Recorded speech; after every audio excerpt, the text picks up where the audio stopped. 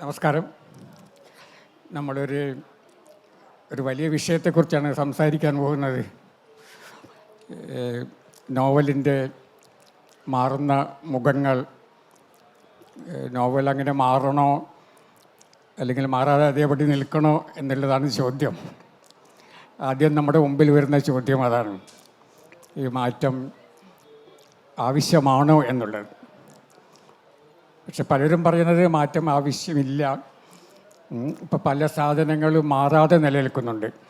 ഇപ്പം നമ്മൾ വെള്ളം കുടിക്കുന്ന ഗ്ലാസിൻ്റെ ഷേപ്പ് മാറുന്നില്ല. എത്രയോ കാലമായിട്ട് ഗ്ലാസ്സായിട്ട് നിലനിൽക്കുന്നുണ്ട്. അല്ലെ, ഞാൻ ഉപയോഗിക്കുന്ന കണ്ണട അത് മാറുന്നില്ല, അതേ ഷേപ്പിലാണുള്ളത്. പക്ഷേ നോവലിന് അങ്ങനെ നിൽക്കാൻ പറ്റില്ല. കാരണം ഗ്ലാസ് നമുക്ക് അനുപേക്ഷണീയമായിട്ടുള്ള ഒരു വസ്തുവാണ്. അത് നമുക്ക് ആവശ്യമാണ് നിത്യജീവിതത്തിൽ വെള്ളം കുടിക്കാൻ. അതുപോലെ കണ്ണട, ഇത് നമുക്ക് ആവശ്യമാണ്. ഇത് വെച്ചിട്ടെങ്കിൽ നമ്മൾ കണ്ണ് കാണില്ല. പക്ഷേ നോവൽ അങ്ങനെ ഒരു ആവശ്യമായിട്ട് നമുക്ക് പറയാൻ പറ്റില്ല. നോവലില്ലാതെ നമുക്ക് ജീവിക്കാം. പക്ഷെ നമ്മൾ ആന്തരികമായിട്ട് ദാരിദ്ര്യം അനുഭവിക്കുമെങ്കിലും നോവലില്ലാതെ നമുക്ക് ജീവിക്കാം. അതുകൊണ്ട് കണ്ണട പോലെയോ വെള്ളം കുടിക്കുന്ന ഗ്ലാസ് പോലെയോ നോവലിന് മാറ്റം ആവശ്യമാണെന്ന് നമുക്ക് പറയാൻ പറ്റില്ല. അതായത് കണ്ണട എങ്ങനെയാണോ അതേപടി അവിടെ ഉണ്ട്, ഗ്ലാസ് എങ്ങനെയാണോ അത് അതേപടി അവിടെ ഉണ്ട്. അപ്പം അതുപോലെ നോവലിന് അതേപടി അവിടെ നിൽക്കാൻ കഴിയുമോ എന്ന് ചോദിച്ചാൽ ഇല്ല എന്നുള്ളതാണ്.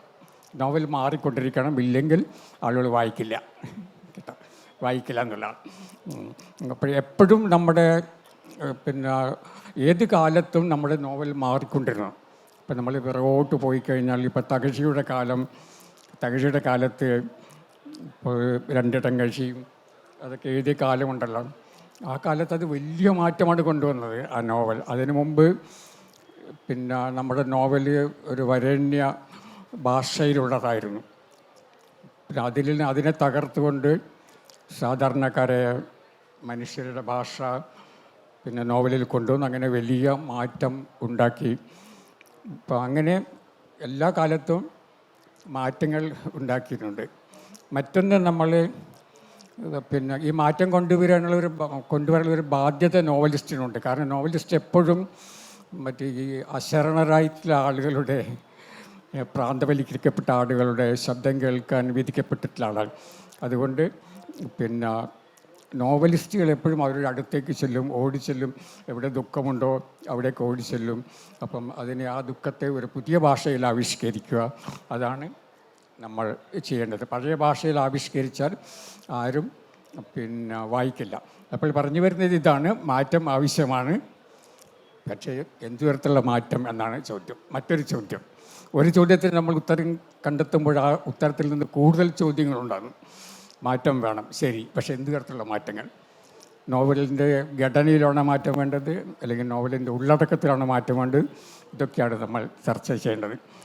നോവലിനെക്കുറിച്ചും കഥയെക്കുറിച്ചും ആധികാരികമായിട്ട് സംസാരിക്കുന്ന കഴിവുള്ള ഒരാളാണ് ഇവിടെ ഇരിക്കുന്നത്. അദ്ദേഹം എന്തു പറയുന്നത് നമുക്ക് നോക്കാം. എൻ്റെയൊക്കെ കാഴ്ചപ്പാട്, ഈ സർഗാത്മകമായിട്ട് എഴുതുന്നവരുടെ ഒരു പ്രശ്നം യുക്തി ഉപയോഗിച്ച് സംസാരിക്കാൻ പറ്റില്ല എന്നുള്ളതാണ്. ഇപ്പോൾ ക്രിയേറ്റീവായിട്ട് എഴുതുന്നവരെപ്പോഴും ഒരു ഫാൻറ്റസിയുടെ ഒരു ലോകത്തിലാണ്. പക്ഷേ ഞങ്ങളീ പിടിച്ച് നിയന്ത്രിക്കുന്നത്, ഞങ്ങളെപ്പോൾ എഴുത്തുകാർ അതിരുകൾ കടന്നു പോകുമ്പോൾ, ഫാൻറ്റസിയിലെ കൂടെയും ഭ്രാന്തമായ സ്വപ്നങ്ങളോടൊക്കെ ഞങ്ങൾ അങ്ങനെ അതിരുകൾ ലംഘിക്കുമ്പോൾ ഇവരെ പോലുള്ള വിമർശകരാണ് നമ്മളെ പിടിച്ച് പിറകോട്ട് കൊണ്ടുവരുന്നത്. അതുകൊണ്ട് ഇവരുടെ വാക്കുകളാണ് നമ്മൾ കേൾക്കേണ്ടത്. സോ സംസാരിക്കണം. പ്രിയപ്പെട്ടവരെ, നമുക്കെല്ലാം ഏറ്റവും പ്രിയപ്പെട്ട എഴുത്തുകാരനായ കഥാകൃത്തും നോവലിസ്റ്റും അതിനപ്പുറം കേരള സമൂഹത്തെ ഇടയ്ക്കിടയ്ക്ക് ചിന്തിക്കാൻ പ്രേരിപ്പിക്കുന്ന വ്യക്തിയുമായ എം മുകുന്ദൻ സാഹിത്യത്തിലെ മാറ്റത്തെക്കുറിച്ച് പറഞ്ഞു, നോവലിലെ മാറ്റത്തെക്കുറിച്ച് പറഞ്ഞു, കഥയിലെ മാറ്റത്തെക്കുറിച്ച് പറഞ്ഞു.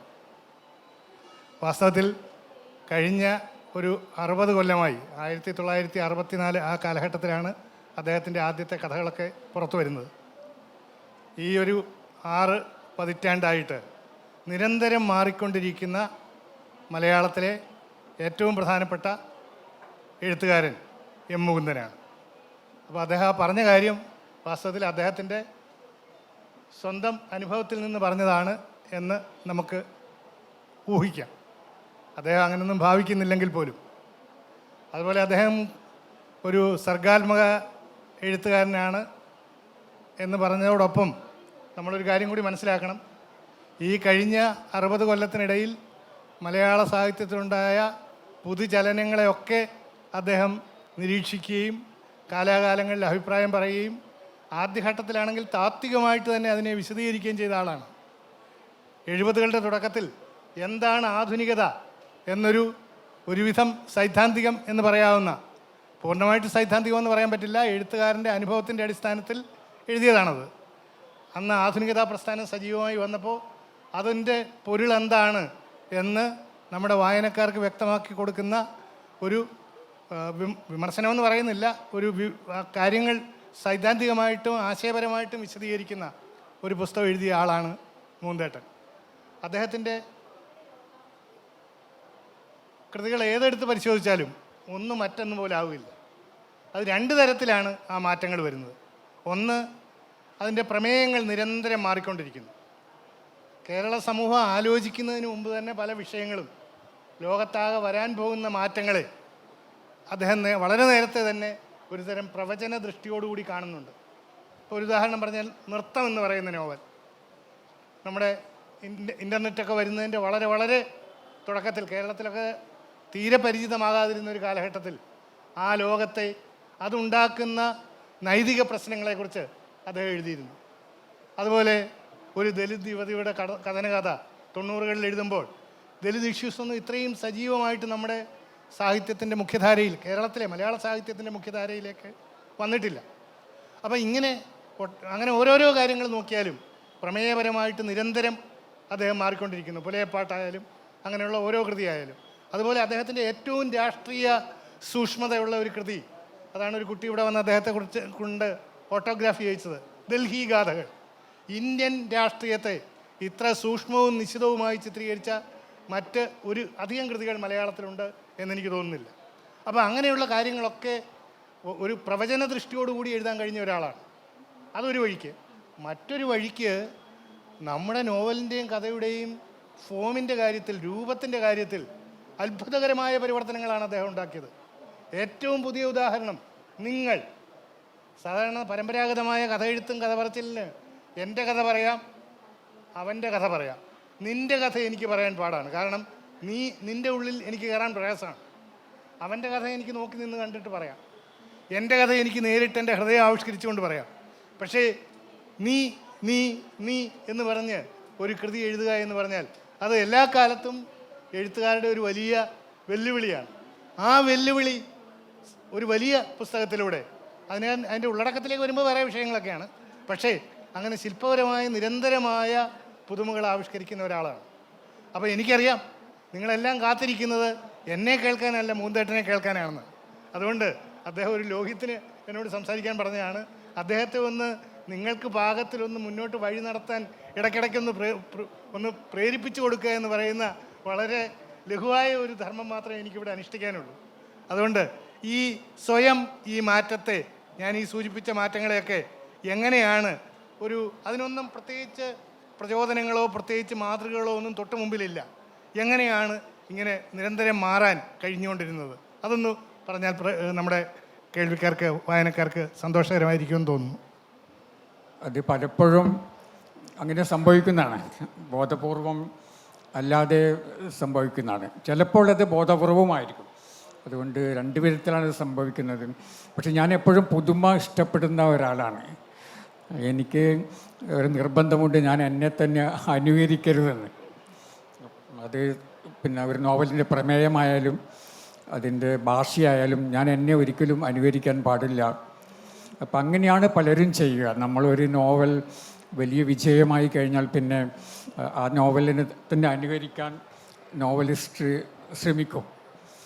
പക്ഷേ അങ്ങനെ ഞാൻ ചെയ്തിട്ടില്ല. ഇപ്പം മയ്യഴിപ്പുഴ തീരങ്ങൾ ഒരുപാട് പേര് ഇപ്പോഴും വായിക്കുന്നുണ്ട്. അതൊരു വിജയമായി. പക്ഷെ ഞാൻ അതിനെ ഒരിക്കലും അനുകരിച്ചിട്ടില്ല. അതിനെ ഞാൻ മാറ്റി നിർത്തിയിട്ട് പുതിയ വഴികളിൽ കൂടെ പോയി.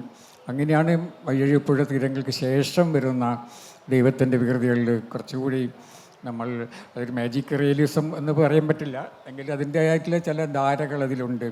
ആകാശത്തിൽ കൂടെ പറക്കുന്ന ഒരു മാന്ത്രികൻ, അയാൾ പറയുന്നു പിന്നെ മയ്യഴി സൃഷ്ടിച്ച ഞാനാണെന്ന് പറയുന്നു, മയ്യഴി കടലിനെ സൃഷ്ടിച്ചത് ഞാനാണെന്ന് പറയുന്നു. അങ്ങനെ മയ്യഴിപ്പുഴ തീരങ്ങളിൽ നിന്ന് ദൈവത്തിൻ്റെ വികൃതികളിലേക്ക് എത്തുമ്പോൾ ഭാഷാപരമായിട്ടും ഘടനാപരമായിട്ടും ചില മാറ്റങ്ങൾ വന്നു. അപ്പോൾ ഈ മാറ്റങ്ങൾ എനിക്ക് തോന്നിയത് മാറാനുള്ളതായിട്ടുള്ള ഒരു ആഗ്രഹം എൻ്റെ ഉള്ളിലുണ്ട്.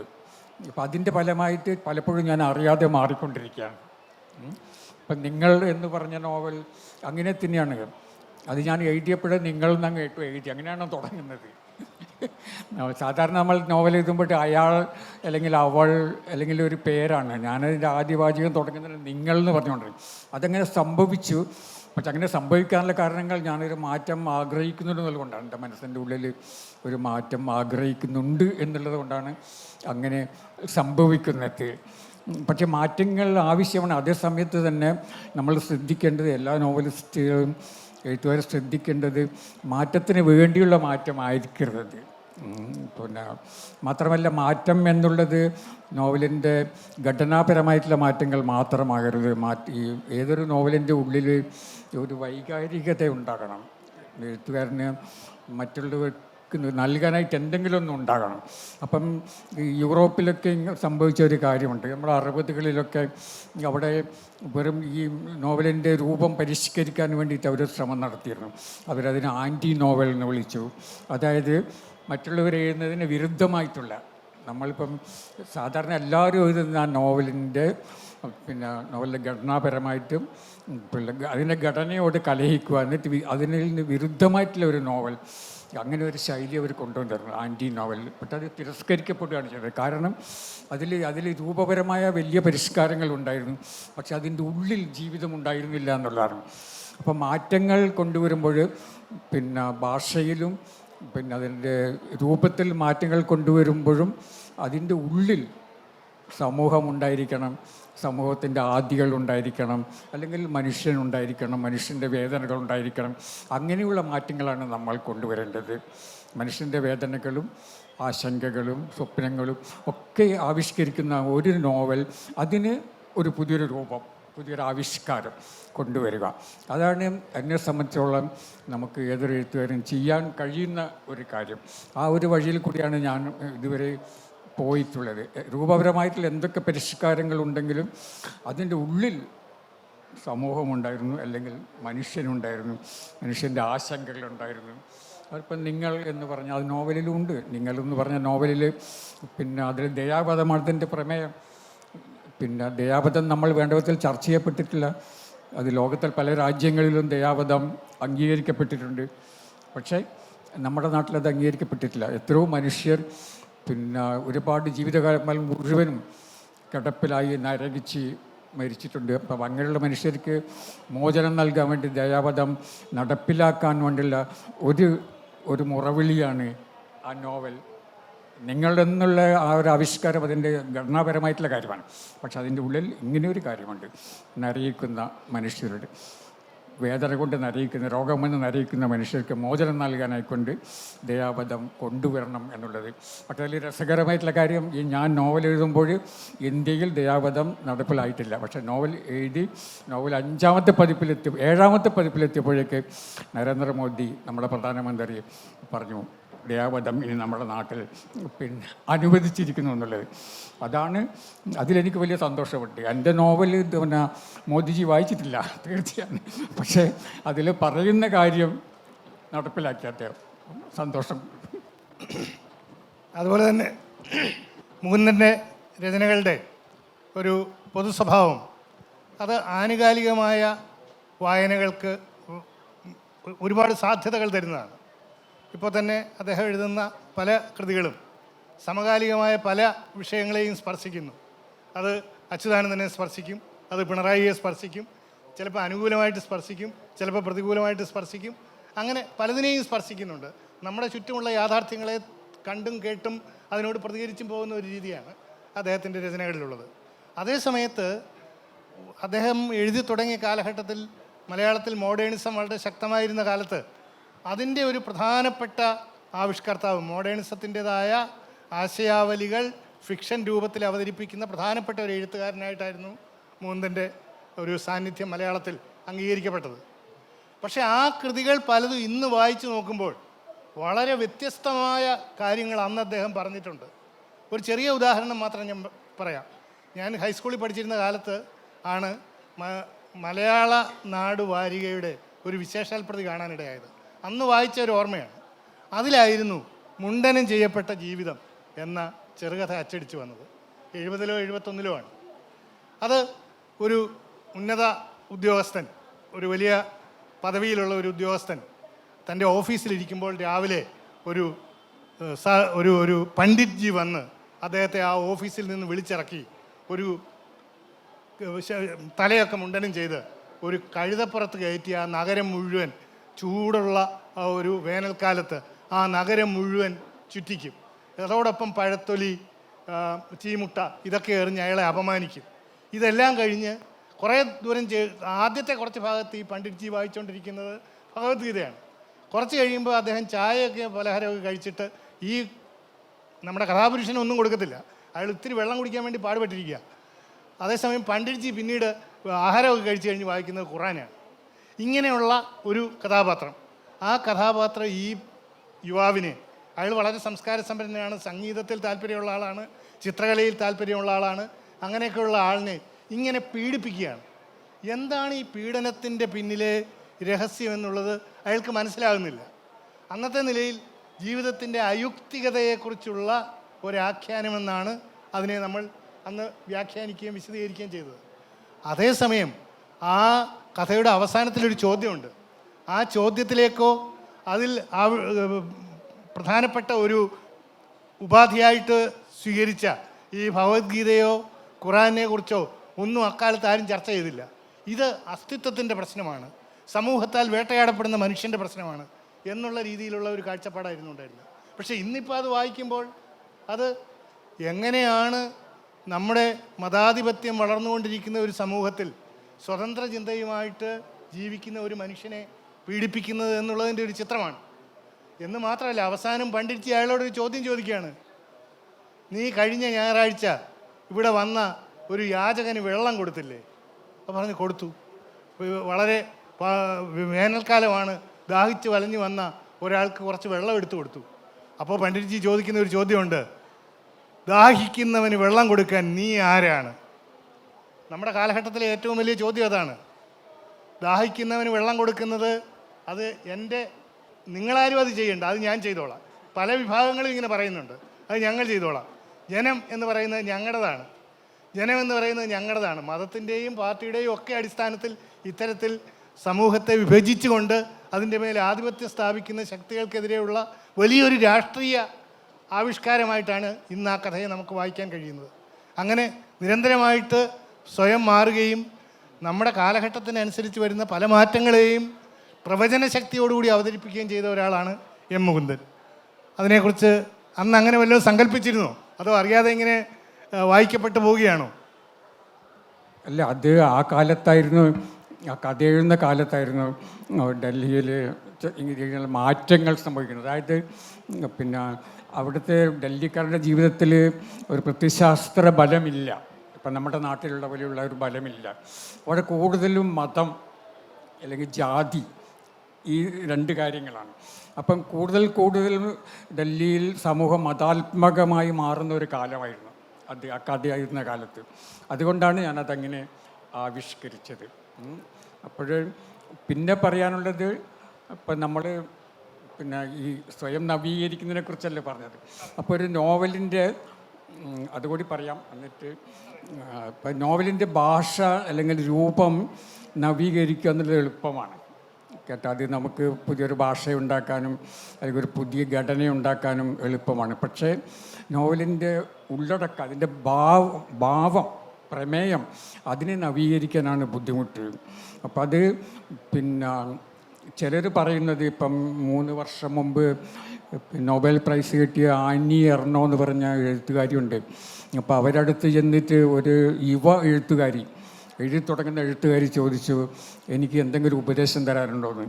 അപ്പം ഈ നൊബേൽ പ്രൈസ് ലഭിച്ച ഏകദേശം 50 വയസ്സ് കഴിഞ്ഞിട്ടുള്ള ആ എഴുത്തുകാരി പറഞ്ഞത്, നീ എന്ത് വേണമെങ്കിലും എഴുതിക്കൊള്ളൂ, നീ എഴുതുന്നതിൽ സത്യം ഉണ്ടാകണമെന്ന്, യാഥാർത്ഥ്യം ഉണ്ടാകണമെന്ന്. അതുമാത്രമാണ്, ആ ഒരു ഉപദേശം മാത്രമാണ് നിനക്ക് തരാനുള്ളതെന്ന്. വാസ്തവത്തിൽ അത് എനിക്ക് നൽകിയ ഉപദേശമായിട്ട് എനിക്ക് തോന്നി കേട്ടോ. ഞാൻ കുറേ കാലമായിട്ട് അന്വേഷിക്കുന്നതാണ് എവിടെയാണ് സത്യം, എവിടെയാണ് യാഥാർത്ഥ്യം എന്നുള്ളത്. നമ്മൾ അന്വേഷിക്കുന്ന സ്ഥലത്തല്ല അതുള്ളത്. നമ്മൾ അന്വേഷിക്കുന്ന സ്ഥലത്ത് യാഥാർത്ഥ്യമില്ല, സത്യമില്ല. അപ്പോൾ അതിനൊരു കഥയുണ്ട്, ഒരു പഴയൊരു കഥ. അത് പറഞ്ഞാൽ ഒരുപക്ഷെ നമുക്കത് വ്യക്തമായിട്ട് മനസ്സിലാവും. അത് ഹാൻസ് ക്രിസ്ത്യൻ ആൻഡേഴ്സൺ എഴുതിയിട്ടുള്ള ഷേഡോ, നിഴൽ എന്ന് പറഞ്ഞ ഒരു കഥ, പ്രശസ്തമായിട്ടുള്ളൊരു കഥയാണ്. ആ കഥയുടെ കഥ അതെന്താണെന്ന് വെച്ചാൽ, അതൊരു മനുഷ്യൻ്റെ നിഴലിൻ്റെയും കഥയാണ്. അപ്പോൾ മനുഷ്യൻ പോകുന്നിടത്തൊക്കെ മനുഷ്യൻ്റെ നിഴലും പോകുമല്ലോ, എവിടെയായാലും നിഴൽ കൂടെ ഉണ്ടാകും. അപ്പോൾ ഈ മനുഷ്യൻ്റെ വലിയ ആഗ്രഹം ആ നാട്ടിലെ രാജകുമാരിയെ വിവാഹം കഴിക്കാനാണ് കേട്ടോ. അത് രാജകുമാരിക്കും അറിയാം, മനുഷ്യൻ്റെ വലിയ സ്വപ്നമാണ് രാജകുമാരിയെ വിവാഹം കഴിക്കണം. അപ്പോൾ അങ്ങനെ ഇരിക്കെ ഈ മനുഷ്യൻ്റെ നിഴൽ കുറേശ്ശെയായിട്ട് ഈ മനുഷ്യനിൽ നിന്ന് അകലാൻ തുടങ്ങി. അപ്പം മനുഷ്യൻ പോകുന്ന വഴിക്കല്ല നിഴൽ പോകുന്നത്, നിഴൽ അകന്നകന്ന് പോവുകയാണ്. അപ്പോൾ ആളുകൾക്ക് അത്ഭുതപ്പെട്ടു, എന്തുകൊണ്ടാണ് നിഴൽ മനുഷ്യനിൽ നിന്ന് വേർപ്പെട്ടെന്ന്, മനുഷ്യൻ്റെ നിഴൽ മനുഷ്യനിൽ നിന്ന് വേർപ്പെട്ട് അകലുന്നതെന്ന്. അപ്പോൾ അന്വേഷിച്ച് വന്നപ്പോഴേക്കും പിന്നെ ആളുകൾക്ക് മനസ്സിലായി, നിഴൽ അകലുവാനുള്ള കാരണം മനുഷ്യൻ സത്യമല്ല എന്നുള്ളതാണ്. നിഴലിന് മനസ്സിലായി പിന്നെ ആ മനുഷ്യൻ സത്യമല്ല എന്നുള്ളതുകൊണ്ടും അതിൻ്റെ ഒരു പ്രതിഷേധമെന്ന നിലയിലുമാണ് നിഴൽ അകലുന്നത്. സത്യം മനുഷ്യനല്ല, നിഴലാണ് എന്ന് ജനങ്ങൾക്ക് ബോധ്യമായി. നമ്മൾ കാണുന്നത് മനുഷ്യനാണ്, നമ്മൾ വിചാരിക്കുന്നു മനുഷ്യനാണ് യാഥാർത്ഥ്യമെന്ന്. പക്ഷേ ജനങ്ങൾക്ക് ബോധ്യപ്പെട്ടു മനുഷ്യനല്ല, അയാളുടെ നിഴലാണ് യാഥാർത്ഥ്യം എന്നുള്ളത്. അങ്ങനെ ഈ വാർത്ത രാജകുമാരി അറിഞ്ഞു. അപ്പോൾ രാജകുമാരി എന്ത് ചെയ്തു, മനുഷ്യനോട് പറഞ്ഞു, ഞാൻ നിന്നെ വിവാഹം കഴിക്കില്ല, കാരണം നീ യാഥാർത്ഥ്യമല്ല, യാഥാർത്ഥ നിഴലാണ്, അതുകൊണ്ട് ഞാൻ നിഴലിന് കല്യാണം കഴിക്കുന്നതിന്. അപ്പം ഞങ്ങളൊക്കെ ചെയ്യുന്നത്, എന്നെപ്പോലുള്ള നോവലിസ്റ്റുകൾ ഞങ്ങൾ ചെയ്യുന്നത്, ഞങ്ങളുടെ സാഹിത്യം നിഴലാണ്, മനുഷ്യനല്ല.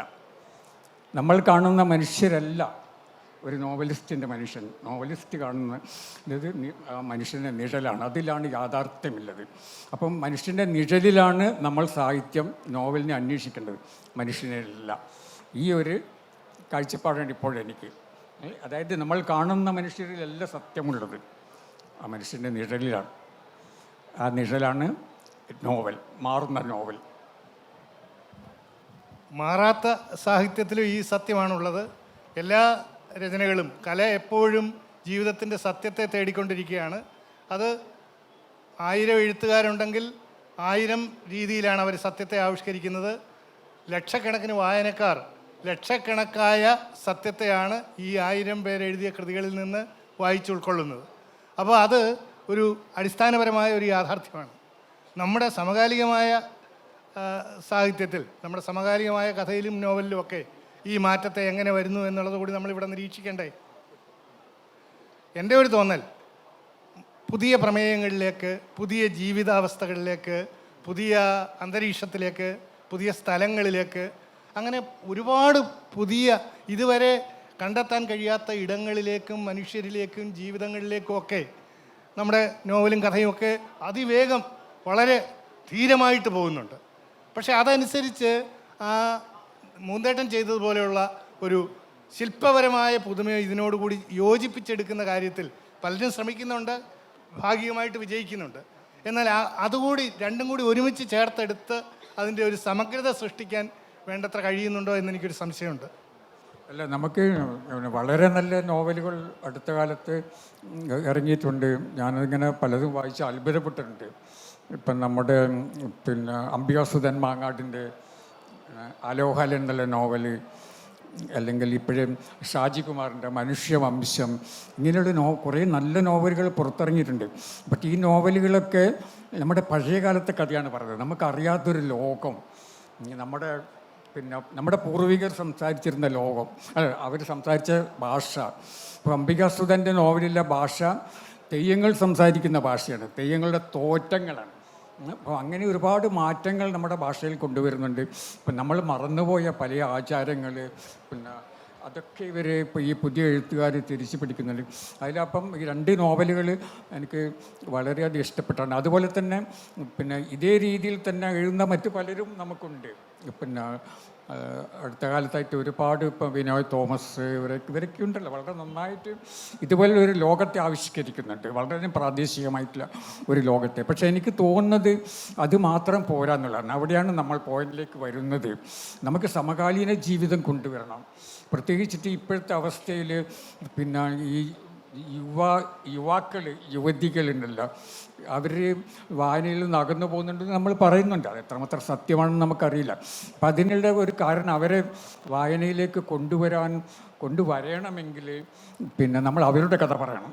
അവരുടെ കഥ ഇപ്പോഴത്തെ പിന്നെ ആൺകുട്ടികളുടെയും പെൺകുട്ടികളുടെയും എന്താണ് അവർ അഭിമുഖീകരിക്കുന്ന പ്രശ്നങ്ങൾ എന്നുള്ളത് അത് പറയണം. അപ്പം ഞാനൊക്കെ പണ്ട് പിന്നെ മദ്യം കഴിക്കുന്ന ബങ് കഴിക്കുന്ന അല്ലെങ്കിൽ ചരസ് വലിക്കുന്ന ആളുകളെ കുറിച്ച് എഴുതിയിട്ടുണ്ട്. അതിനുശേഷം കുറേ കാലം കഴിഞ്ഞു. ഇപ്പം നമ്മൾ എഴുതേണ്ടത് എന്താണെന്ന് പറയുമ്പോൾ ബിയർ കുടിക്കുന്ന പെൺകുട്ടിയെക്കുറിച്ചാണ്, അല്ലെങ്കിൽ വിസ്കി കുടിക്കുന്ന ബ്രാൻഡി കുടിക്കുന്ന പെൺകുട്ടിയെക്കുറിച്ച്. കാലം ഇപ്പോൾ അവിടെ എത്തിയിരിക്കുകയാണ്. മയ്യഴിക്കാർ ഇവിടെ ഇരിപ്പുണ്ട് കേട്ടോ. മയ്യഴിയിലെ പല പിന്നെ ലിക്കർ ഷോപ്പിൻ്റെ മുമ്പിൽ പോയി നോക്കിയാൽ പെൺകുട്ടികൾ, ഞാൻ കണ്ടതാണ്, 2 പെൺകുട്ടികൾ ബൈക്കിൽ വന്ന് അവിടെ ഇറങ്ങിയിട്ട് മദ്യം വാങ്ങി പോകുന്നത്. അപ്പോൾ അങ്ങനെ ഒരു തലമുറ ഇവിടെ ഉണ്ടാകുന്നുണ്ട് കേട്ടോ. അവർ നമ്മളെ സാമ്പ്രദായികമായിട്ടുള്ള യാഥാസ്ഥിതികമായിട്ടുള്ള എല്ലാറ്റിനെയും ചോദ്യം ചെയ്യുന്ന ഒരു പുതിയൊരു തലമുറ, പ്രത്യേകിച്ച് പെൺകുട്ടികൾ ഇവിടെ വളർന്നു വരുന്നുണ്ട്. അവരുടെ കഥ പറയാൻ ആരുമില്ല എന്നുള്ളതാണ് കേട്ടോ. അവരിലേക്ക് നമ്മുടെ ശ്രദ്ധ തിരിയണം നമുക്ക്. അതാണ് എൻ്റെ ആഗ്രഹം. ഒരുപക്ഷെ ഞാനതിന് ശ്രമിച്ചേക്കാം, പക്ഷേ എനിക്കൊരുപാട് പ്രായമായി. അതുകൊണ്ട് പുതിയ പിന്നെ ആൺകുട്ടികളുടെ പെൺകുട്ടികളുടെ ഭാഷ ഒന്നും എനിക്കറിയില്ല. അവർ ഭയങ്കരമായിട്ട് ഇംഗ്ലീഷ് ഭാഷ ഉപയോഗിക്കും. ഇപ്പോഴത്തെ പിന്നെ പഠിച്ചിട്ടുള്ള പെൺകുട്ടികൾക്ക് ഭയങ്കരമാണ്. ആസ് ഹോൾ എന്നൊക്കെ പറയാം. ഹോളി ഷീറ്റ് എന്ന് ഒരു പെൺകുട്ടി പറഞ്ഞാൽ കേട്ടിട്ടുണ്ട്, ഹോളി ഷീറ്റ് എന്ന്. അപ്പോൾ അങ്ങനെയൊക്കെ പറയുന്ന കേട്ടോ, ഹോളി ഷീറ്റ് എന്നൊക്കെ പറയുന്ന പെൺകുട്ടികൾ നമ്മുടെ നാട്ടിലുണ്ട്. അപ്പോൾ അവരെക്കുറിച്ച് എഴുതണം. അങ്ങനെയാണ് നമുക്ക് നമ്മുടെ നോവലിനെ മുമ്പോട്ടേക്ക് കൊണ്ടുപോകാൻ സാധിക്കുള്ളതാണ് എനിക്ക് തോന്നുന്നത്. പക്ഷെ അങ്ങനെ എഴുതുമ്പോൾ പഴയതുപോലെ മുകുന്ദൻ പിന്നെയും സമൂഹത്തെ വഴിതെറ്റിക്കാൻ തുടങ്ങി എന്ന് പറയും കേട്ടോ. അത് നമുക്ക് സാരമില്ല, ആ വെല്ലുവിളി നമുക്ക് ഏറ്റെടുക്കാം. എഴുതാൻ തുടങ്ങിയ കാലം മുതൽ ഇങ്ങനെ സമൂഹത്തോട് പ്രകോപനപരമായി പ്രതികരിക്കുന്ന ഒരാളായിരുന്നു മുകുന്ദേട്ടൻ. ഇപ്പോൾ നമ്മുടെ സമയം ഏതാണ്ട് തീരുന്നു. സദസ്സിനും ഒരവസരം കൊടുക്കണം. നിങ്ങൾക്ക് അദ്ദേഹത്തോടുള്ള ചോദ്യങ്ങൾ ചോദിക്കാം. എന്നോട് ചോദിക്കുന്നതിനേക്കാൾ അദ്ദേഹത്തോട് ചോദിക്കാനായിരിക്കും നിങ്ങൾക്ക് താല്പര്യമുള്ളത് എന്നുള്ളത് കൊണ്ട് ഞാൻ നിങ്ങൾക്ക് അവസരം തരികയാണ്. പരമാവധി ചുരുക്കി ചോദിക്കണം. നമുക്കിനി കഷ്ടിച്ച് എത്ര മിനിറ്റ്? കഷ്ടിച്ച് 10 മിനിറ്റ് മാത്രമേ ഉള്ളൂ. അതിൻ്റെ ഒരു കരുതൽ ചോദ്യത്തിൽ ഉണ്ടാവണമെന്ന് അപേക്ഷിക്കുന്നു. കൂടുതൽ വലുതാക്കി ചോദിക്കുന്നില്ല. ആദ്യം തന്നെ മരണവംശമാണോ മനുഷ്യവംശമാണോ? എനിക്ക് തോന്നുന്നു മരണവംശം എന്നാണ് നോവലിൻ്റെ പേര്. സാറ് പറഞ്ഞ നോവലിൻ്റെ പേര് മനുഷ്യവംശം എന്നല്ല. പിന്നെ ഇപ്പോൾ ഈ റീലിൻ്റെ കാലത്ത് അല്ലെങ്കിൽ ഈ ആധുനിക സ്പീഡ് യുഗത്തിൻ്റെ കാലത്ത് ഇപ്പോഴും മുകുന്ദേട്ടനെ പോലത്തെ ആളുകളെ വായിച്ചത്. ഞാനൊക്കെ 90s താങ്കളെ വായിക്കൽ തുടങ്ങിയതാണ്. ഒരുവിധമുള്ള എല്ലാ പുസ്തകങ്ങളും താങ്കളത് വായിച്ചിട്ടുണ്ട്. അപ്പോൾ ഇപ്പോൾ പുതിയ പുസ്തകങ്ങൾ മാത്രമാണ് അത്ര കൂടുതൽ വായിച്ചിട്ടില്ല. എങ്കിലും കുടന്നാക്കുന്ന ജോയും അതൊക്കെ വായിച്ചിട്ടുണ്ട്. ഇപ്പോൾ പുതിയത് മാത്രം വാങ്ങാത്തുള്ളൂ. ഇപ്പോഴും കുട്ടികൾ ഇപ്പോൾ ഈ പറഞ്ഞ ഈ സമയമില്ലാത്ത കുട്ടികൾ നോവലുകളും കഥകളൊക്കെ നല്ല വായിക്കുന്നുണ്ട്. അതിനെക്കുറിച്ച് എഴുത്തുകാരെന്നുള്ള താങ്കളുടെ അഭിപ്രായം എന്താണ്? അതാണ് എൻ്റെ ചോദ്യം. Thank you. അല്ല, പുതിയ കുട്ടികൾ വായിക്കുന്നുണ്ട്, ഞാൻ വായിക്കുന്നില്ല എന്ന് പറയുന്നില്ല. പക്ഷെ അവരെ വായനയിലേക്ക് ആകർഷിക്കണമെങ്കിൽ നമ്മൾ അവരുടെ കഥ കൂടി പറയേണ്ടി വരും കേട്ടോ. അത് നമ്മളെപ്പോഴും പഴയ കഥകളാണ് പറയുക. അത് എന്തുകൊണ്ടാണ് അറിയില്ല, പഴയ കഥ. പക്ഷെ മറ്റ് പല രാജ്യങ്ങളിലും മറ്റ് പല ഭാഷകളിലും ഇപ്പോൾ യൂറോപ്പിലൊക്കെ പോയി കഴിഞ്ഞാൽ അവർ പിന്നെ ഇപ്പോഴത്തെ പുതിയ തലമുറയെക്കുറിച്ച് പിന്നെ പറയുന്ന നോവലുകൾ നമുക്ക് കാണാം കേട്ടോ. അവിടെ ഈ അമേരിക്കയിലേക്കുണ്ട് അത്ര ഞാനിപ്പോഴും പറഞ്ഞ പോലെയുള്ള ഭാഷയിൽ സംസാരിക്കുന്ന ഒരു എഴുത്തുകാരനുണ്ട് അവിടെ MIT-ൽ, മാസച്യൂസെറ്റ്സ് ഇൻസ്റ്റിറ്റ്യൂട്ട് ഓഫ് ടെക്നോളജി, നമ്മുടെ IIT പോലത്തെ. അവിടെ ഒരു എഴുത്തുകാരനുണ്ട്. അയാളുടെ പേര് എന്നോട് മറന്നു കേട്ടോ. അയാളുടെ കഥകളിൽ ഇപ്പോൾ ഞാൻ പറഞ്ഞതുപോലെ തന്നെയാണ് ഒരുപാട് പ്രയോഗങ്ങൾ ഇങ്ങനെയാണ് കേട്ടോ. ഈ ഇംഗ്ലീഷിലെ തെറി ഭയങ്കരമായിട്ടില്ലേ. പക്ഷെ അതിൽ ഒരുപാട് പേര് വായിക്കുന്നത്. അപ്പം ഞാൻ പറഞ്ഞു വരുന്നത് തെറി എഴുതണമെന്നല്ല, പക്ഷേ അത് അങ്ങനെയുള്ള ഒരു യുവത്വം ഇവിടെയുണ്ട്. അത് അവർ തെറിയായിട്ടത് പറയുന്നത് കേട്ടോ, തെറിയായിട്ടല്ല. ഇപ്പം ഈ ഒരു എഴുത്തുകാരൻ പിന്നെ അവിടെ പ്രസംഗിക്കുന്നത് ഞാൻ കേട്ടിരുന്നു അമേരിക്കയിൽ. അയാൾ ആദ്യം തന്നെ അയാൾ ഒരു 3-4 മിനിറ്റിനുള്ളിൽ നമ്മൾ പറയാത്ത എഫ് എന്ന് തുടങ്ങുന്നൊരു വാക്കുണ്ടല്ലോ, അത് പിന്നെ ഒരു 4-5 മിനിറ്റിനുള്ളിൽ 3-4 പ്രാവശ്യം ആൾ ഉപയോഗിച്ചിരിക്കുന്നത്. ഏത് ഒരു പ്രസംഗത്തിൽ മുമ്പിൽ ഇങ്ങനെ പരന്നു കിടക്കുന്ന സദസ്സ്. അപ്പോൾ അങ്ങനെയുണ്ടല്ലോ, ഭാഷയൊക്കെ അവർ സ്വതന്ത്രമാക്കുന്നുണ്ട്. നമ്മൾ വളരെയധികം മുമ്പോട്ടാണ് നമ്മൾ പറയുന്നുണ്ട്. മലയാളി സമൂഹം വളരെ പിന്നെ പുരോഗതി കൈവരിച്ചിട്ടുണ്ട്. പക്ഷേ ഇപ്പോഴും വളരെയധികം യാഥാസ്ഥിതികമാണ്. ഒരു നമ്മൾ ഉദ്ദേശിച്ച പോലെ എഴുത്തുകാരന് എഴുതാൻ കഴിയില്ല. പലതരത്തിലുള്ള ബുദ്ധിമുട്ടുകളാണ്. പിന്നെ നമുക്ക് ഭാഷ സ്വതന്ത്രമായിട്ട് ഉപയോഗിക്കാൻ പറ്റില്ല. പിന്നെ വേറെ ചില പ്രശ്നങ്ങളുണ്ട്, അതിലേക്ക് നമ്മൾ വരുന്നില്ല കേട്ടോ. നമ്മൾ എങ്ങനെ എഴുതണം എന്നും എന്ത് തിന്നണമെന്നും അതൊക്കെ പറയുന്ന അതിനൊക്കെ വിലക്ക് വരുന്ന അത് വേറെയുണ്ട്, അത് നമ്മൾ പറയുന്നില്ല. പക്ഷേ എനിക്ക് തോന്നുന്നത് ഈ ഒരു പുതിയൊരു സമൂഹത്തെക്കുറിച്ച് ആൺകുട്ടികളെയും പെൺകുട്ടികളെയും അവരെക്കുറിച്ച് നമ്മൾ എഴുതണം എന്നുള്ളതാണ്. എഴുതാൻ ആരെങ്കിലും മുമ്പോട്ട് വരണം. കഴിഞ്ഞ ടൈം സാർ ഒരു ചെറിയ ചോദ്യം. ഈ മയ്യഴിപ്പുഴയുടെ അവസാനം ദാസൻ തെരുവിൽ വീണ് കിടക്കുന്ന തരത്തിലുള്ള ഈ ഗാന്ധിയും ഇതുപോലെ തന്നെ ദേശീയ പ്രസ്ഥാനത്തിൽ നിന്ന് ഈ സ്വാതന്ത്ര്യത്തിന് ശേഷം അകന്ന് നവഖാലിയിലേക്കും മറ്റുമൊക്കെ പോയതും, അതുപോലെ നമ്മുടെ കേരളത്തിലാണെങ്കിൽ കവി ബോധേശ്വരൻ ഇതുപോലെ ഒരു പ്രകടനത്തിൽ നിന്ന് അദ്ദേഹം സുഗതകുമാരി ടീച്ചറിൻ്റെ അച്ഛൻ ഇതായതായിട്ട് കേട്ടിട്ടുണ്ട്. അപ്പോൾ ഗാന്ധിസത്തിൻ്റെതായിട്ടുള്ള സ്വാധീനം, പ്രത്യേകിച്ച് അവിടുത്തെ സ്വാതന്ത്ര്യ പോരാട്ടവുമായിട്ട് ബന്ധപ്പെട്ട് ഈ ക്യാരക്ടർ ഫോർമേഷനിൽ താങ്കളെ സ്വാധീനിച്ചിട്ടുണ്ടോ ദാസൻ്റെ? താല്പര്യമുണ്ട്. ഇല്ല, ദാസൻ്റെ ഒരു ലോകബോധമുണ്ടല്ലോ, അത് കുറേയൊക്കെ എൻ്റെ തന്നെ ലോകബോധമാണ് കേട്ടോ. അപ്പം അന്ന് ഞാൻ എഴുതിയത് കൊണ്ടാണ് അങ്ങനെ സംഭവിച്ചത്. ഇന്ന് ഞാൻ എഴുതിയിട്ടുണ്ടെങ്കിൽ ദാസനും ചന്ദ്രികയും കല്യാണം കഴിച്ച് സുഖമായി ജീവിക്കുമായിരുന്നു കേട്ടോ. അത് പിന്നെ ഓരോ കാലത്തിൻ്റെതാണ്. അന്ന് ഞാൻ ലോകം നന്നാകില്ല, മനുഷ്യൻ നന്നാകില്ല എന്ന് വിശ്വസിക്കുന്ന ഒരാളാണ്. പക്ഷേ ഇന്നും അങ്ങനെ കുറേ ഒരു തരം പെസിമിസ്റ്റ് എന്നിലുണ്ട്. പക്ഷേ എങ്കിലും കുറച്ചൊക്കെ ഒരു ശുഭാപ്തി വിശ്വാസമുണ്ട്. പിന്നെ എന്തൊക്കെ ഉണ്ടെങ്കിലും നമ്മൾ ജീവിതം തുടരും അങ്ങനെ. പക്ഷേ ദാസൻ എന്നുള്ളത് ഞാൻ ഒരർത്ഥത്തിൽ എൻ്റെ തന്നെയാണ്, എൻ്റെ ഒരു അപരനാണ് കേട്ടോ. എനിക്ക് അന്നുള്ള എൻ്റെ ഒരു വിശ്വാസം ഒന്നും നന്നാകില്ല കേട്ടോ, ദുരന്തമാണ് ജീവിതം എന്നുള്ളത്, അതാണ് ഇതിൽ പ്രതിഫലിക്കുന്നത്. അതേസമയത്ത് തന്നെ ചരിത്രപരമായിട്ട് പിന്നെ എനിക്കൊരു ദൗത്യം, ഒരു ഉത്തരവാദിത്തം ഉണ്ടായിരുന്നു കേട്ടോ. മയ്യഴിയുടെ വിമോചന സമരമാണ്, അത് അതിൽ കൊണ്ടുവന്നിട്ടുണ്ട്, അതിൽ നന്നായിട്ട് കൊണ്ടുവന്നിട്ടുണ്ട്. മാത്രമല്ല ഞങ്ങളുടെ നാട്ടിലെ സ്വാതന്ത്ര്യ സമരത്തിൽ കമ്മ്യൂണിസ്റ്റുകാർക്ക് ഒരു പങ്കുണ്ടായിരുന്നു. പക്ഷേ ആ പങ്കിനെക്കുറിച്ച് ചരിത്രത്തിൽ പല ചരിത്രകാരും പറയുന്നില്ല. അപ്പം അവിടെ ആകെ മയ്യഴിയുടെ സ്വാതന്ത്ര്യ സമരത്തിൽ 3 രക്തസാക്ഷികളുണ്ടായിരുന്നു. അത് പിന്നെ വെടികെട്ട് മരിച്ചവർ കേട്ടോ. അത് അവർ 3 പേരും കമ്മ്യൂണിസ്റ്റുകാരായിരുന്നു. 2 പേരായിരുന്നു, അച്യുതനും അനന്തനും 2 പേര്. അവർ 2 പേരും കമ്മ്യൂണിസ്റ്റുകാരായിരുന്നു. അത് കമ്മ്യൂണിസ്റ്റ് പാർട്ടി വഹിച്ചിട്ടുള്ള പങ്ക് അത് ഈ നോവലിലുണ്ട്. അപ്പോൾ നോവലിലെ ചരിത്രത്തെ ഞാൻ നിഷേധിക്കുന്നില്ല. പക്ഷെ അതിനാകെ ഇപ്പോൾ എല്ലാ നോവലിൻ്റെയും അടിയിൽ കൂടെ ഒരു അദൃശ്യമായിട്ടുള്ളൊരു നദി, നമ്മുടെ സരസ്വതി നദി, അതിനാരും കാണുന്നില്ല, പക്ഷെ അത് അടിയിൽ കൂടെ ഒഴുകുന്നുണ്ട്. അതാണ് എഴുത്തുകാരൻ്റെ വീക്ഷണം, ലോകബോധം എന്ന് പറയുന്നത്. അപ്പോൾ ചരിത്രത്തെക്കുറിച്ച് ഉള്ള ഒരു നോവൽ എഴുതുമ്പോഴും ഈ ഒരു ലോകബോധം ഈ അദൃശ്യമായ നദി പോലെ ആ നോവലിൻ്റെ അടിയിൽ കൂടെ ഒഴുകുന്നുണ്ട്. അതിൻ്റെ ഫലമായിട്ടാണ് ദാസനും ചന്ദ്രികയും വെള്ളിയാങ്കലിൽ എത്തുന്നതൊക്കെ.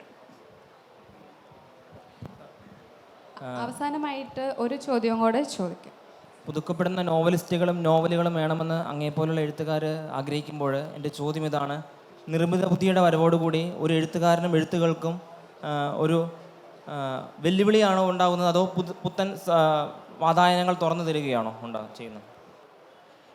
അതേ ഞാൻ നേരത്തെ പറഞ്ഞ പോലെ പിന്നെ നമ്മുടെ ജീവിതം, നമ്മൾ ജീവിക്കുന്ന പരിസരങ്ങൾക്ക് ഒരുപാട് നമ്മളെ സ്വാധീനിക്കാൻ എഴുത്തുകാരൻ. ഇപ്പം ഞാൻ ഡൽഹിയിൽ പോയത് കൊണ്ടാണ് എനിക്ക് ഇങ്ങനെയൊക്കെ എഴുതാൻ കഴിഞ്ഞത്. കാരണം ഒരു മഹാനഗരമല്ല.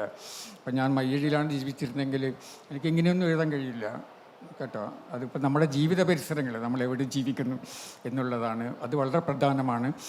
അതാണ് നമുക്ക് വാതായനങ്ങൾ തുറന്നു വരുന്നത്. അപ്പം അതുകൊണ്ട് പിന്നെ കഴിയുന്നത്ര നമ്മൾ എഴുത്തുകാരും ചെയ്യേണ്ടത് യാത്ര ചെയ്യുക എന്നുള്ളതാണ്. ആന്തരികമായി യാത്ര ചെയ്യുന്നവരുണ്ട്. ഒ.വി. വിജയൻ ആന്തരികമായി യാത്ര ചെയ്ത ആളാണ്, എവിടെയും പോയിട്ടില്ല. പക്ഷേ ആന്തരികമായിട്ട് നിരന്തര യാത്രകൾ ചെയ്തിരുന്നു. അങ്ങനെയും യാത്ര ചെയ്യാം കേട്ടോ. പക്ഷേ യാത്രകൾ ചെയ്തുകൊണ്ടിരിക്കണം. പുതിയ പുതിയ സ്ഥലങ്ങൾ, പുതിയ പുതിയ ഭൂമികകൾ നമ്മൾ കണ്ടെത്തണം. അപ്പോഴാണ് നമുക്ക് വാതിലുകൾ തുറന്നു കിട്ടുക. നമ്മളിവിടെ സമാപിപ്പിക്കുകയാണ്. എന്തെഴുതിയാലും അതിൽ പുതുമയുണ്ടാകുന്നു. അതുവരെ എഴുതി വന്നതിൽ നിന്ന് പ്രമേയത്തിലും ആവിഷ്കാര രീതിയിലും മാറ്റങ്ങളുണ്ടാകുന്നു. ഓരോ പുതിയ രചനയും വായനക്കാരെ വലിയ തോതിൽ ഇളക്കുകയും അവരുടെ മനസ്സിൽ വലിയ ചലനങ്ങൾ ഉണ്ടാക്കുകയും ഇതാണ് മുകുന്ദൻ്റെ ഏറ്റവും നല്ല കൃതി എന്ന തോന്നലുണ്ടാക്കുകയും ചെയ്യുന്ന തരത്തിലുള്ള ഒരു രചനാശേഷി അദ്ദേഹത്തിനുണ്ട്. അടുത്ത കാലത്ത് എംബസി ദിനങ്ങൾ എഴുതിയത് വലിയ തോതിൽ സ്വീകരിക്കപ്പെട്ട ഒരു കൃതിയാണ്. അത് വ്യക്തിപരമായ അനുഭവങ്ങളും ഒരു കാലഘട്ടത്തിൻ്റെ ചരിത്രമൊക്കെ ഉണ്ടെങ്കിലും അദ്ദേഹത്തിൻ്റെ ഏറ്റവും മികച്ച ഫിക്ഷൻ കൃതികളോട്, കഥാ നോവൽ വിഭാഗത്തിൽപ്പെട്ട കൃതികളോട് കിടനിൽക്കുന്ന ഒരു കൃതി കൂടിയാണ്. അതുപോലെ ഇനിയും അതിനേക്കാൾ കേരള സമൂഹത്തെ ചലിപ്പിക്കാൻ കഴിയുന്ന രചനകൾ മുകുന്ദനിൽ നിന്നുണ്ടാകും എന്ന് പ്രതീക്ഷിക്കുന്നു. നമസ്കാരം.